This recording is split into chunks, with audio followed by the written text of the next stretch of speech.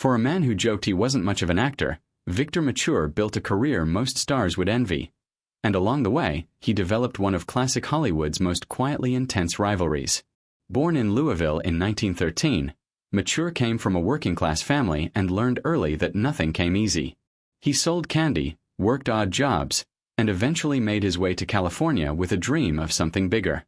At the Pasadena Community Playhouse, he sharpened his craft and caught Hollywood's attention. By the 1940s, Mature had become a recognizable face, thanks to films like 1 Million BC. His rugged looks and commanding presence made him a natural leading man. But unlike many stars, he never bought into his own hype.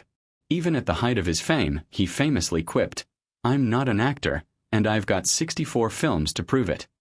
His career only grew after World War II, where he served in the Coast Guard. Returning to Hollywood, he delivered one of his most respected performances in My Darling Clementine, showing surprising emotional depth. Then came his iconic role in Samson and Delilah, cementing his place as a box office star. He followed it with major roles in The Robe and its sequel, becoming a staple of epic cinema. But behind the easygoing charm and self-deprecating humor, there was one man who brought out a very different side of Mature: Richard Burton. Their feud began during the filming of The Robe. Burton, a classically trained Shakespearean actor, represented a new wave of serious performers.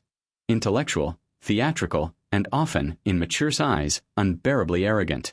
Burton reportedly dismissed Mature as little more than a physique, mocking his acting style and lack of formal training. For Mature, who had worked his way up without elite schooling or connections, this wasn't just insulting, it was personal. He believed acting was about connecting with audiences, not impressing critics. To him, Burton symbolized everything wrong with Hollywood's growing obsession with prestige over entertainment. The tension didn't stop at acting styles. Mature valued professionalism, while Burton's reputation for heavy drinking and erratic behavior on set only deepened the divide.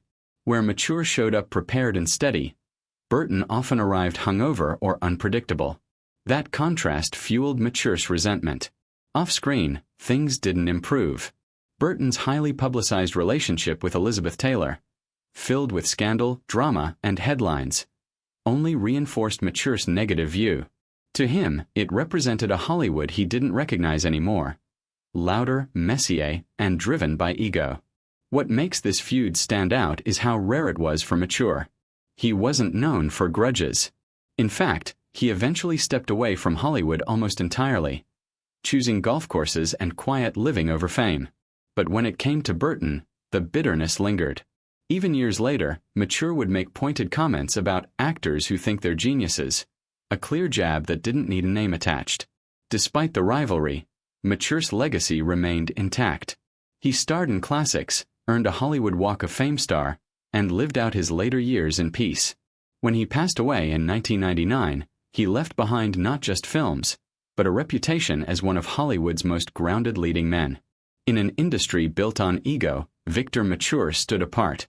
But his clash with Richard Burton is proof that even the most laid-back stars can have one person they simply can't stand.